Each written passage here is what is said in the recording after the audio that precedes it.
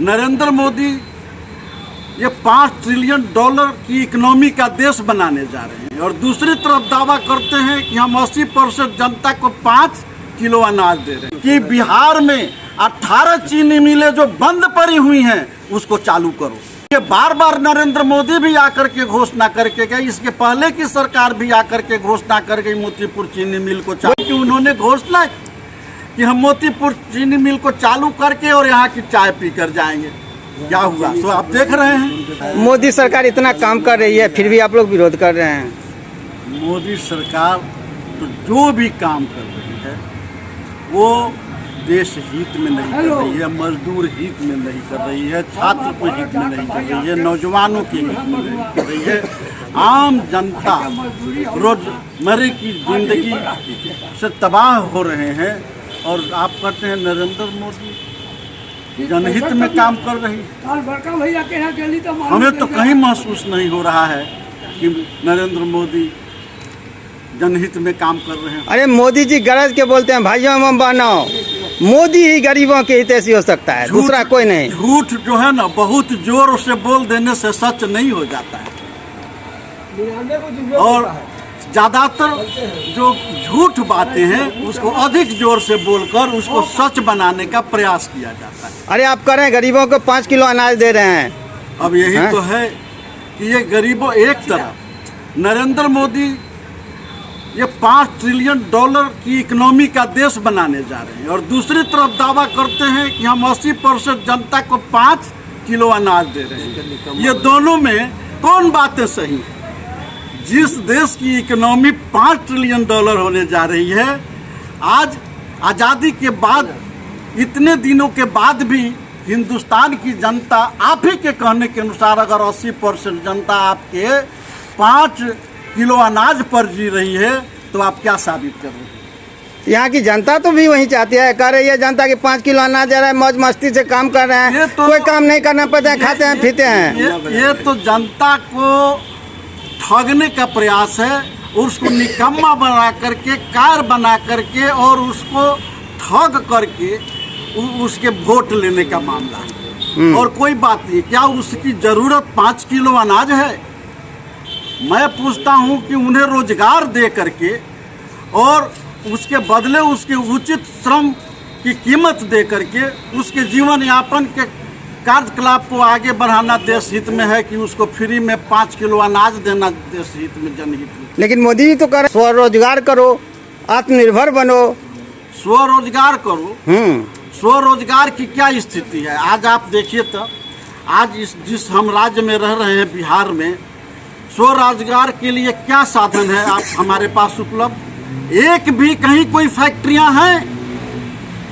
आज तो उन्हीं की डबल इंजन की सरकार बिहार में चल रही है और जो है तो जो भी छोटे मोटे इंडस्ट्री थे वो भी बंद कर दिए गए। मुजफ्फरपुर के अंदर बेला में IDPL बंद कर दिया गया और बटलर समाप्त कर दिया गया। अरे डबल इंजन की सरकार कह रही है कि लालू के समय में चीनी मिल बंद कर दिया गया और हमारे सरकार में खुल रही है। सुनिए, यही तो हमारी मांग रही है। हम वर्षों से इस मांग को करते आ रहे हैं कि बिहार में 18 चीनी मिलें जो बंद पड़ी हुई हैं उसको चालू करो और ये बार बार नरेंद्र मोदी भी आकर के घोषणा करके गए, इसके पहले की सरकार भी आकर के घोषणा कर गई मोतीपुर चीनी मिल को चालू। बोले चाय पी कर जाएंगे, यहाँ से चाय पी कर गए कि नहीं? बोले थे कि मोतीपुर वाला चीनी मिल चालू करके वहाँ से चाय पी कर जाऊंगा। ठीक आपने कहा, वही मैं कह रहा हूँ कि उन्होंने घोषणा कि हम मोतीपुर चीनी मिल को चालू करके और यहाँ की चाय पी कर जाएंगे। क्या हुआ तो आप देख रहे हैं झूठे झूठे वादा करके जाते हैं। इसके पहले आया तो ये हवाई अड्डा का कोई बार जो है सो चर्चा करके चले गए। आज हम कहते हैं इसका जो है सो अब यहाँ ट्रेनिंग प्रशिक्षण का कार्यक्रम होगा। तो क्या लगता है चुनाव के समय खाली बोल के जाते हैं क्या? तो बोल के ही जाते हैं। आप देख रहे हैं कि लगातार उनके झूठ किए गए वादों से लोग वाकिफ हो रहे हैं और क्रमशः इनकी साख घट रही है। इस 2024 के चुनाव में ही जो 400 पार का नारा जो उन्होंने दिया था ये झूठा साबित हुआ और एन केन पराक्रम उन्होंने 240 सीट लाने का काम किया है। वह भी उनके सही मायने में वो जनादेश 240 का नहीं है। उसको तरह तरह से मैनेज करके 240 पूरा। फिर बिहार का दौरा करना शुरू कर दिए हैं, चुनावी मौसम आ गया है। बस तो बिहार का दौरा शुरू करना, यहाँ जो है सो सांप्रदायिक सौहार्द बिगाड़ना, रात दिन जो है सो उनका यही काम बना हुआ है, घृणा की संस्कृति पैदा करना। तो मोदी जी से क्या मांग है आप लोगों का? मोदी जी से मांग है कि जो आज मोदी जी ने ही 2022 के पार्लियामेंट के चुनाव में जो उन्होंने खाली पदों की सूची जारी की थी, उस जारी सूची में उन्होंने कहा कि साइंस एंड टेक्नोलॉजी विभाग में 70% पद खाली है। तमाम स्वीकृत पदों को उन्हें भरना चाहिए, उस पर बहाली करनी चाहिए। जब तक बेरोजगारों को काम नहीं दिया जाएगा तब तक इस समस्या का समाधान कहाँ से हो? हजारों कुर्बानियों के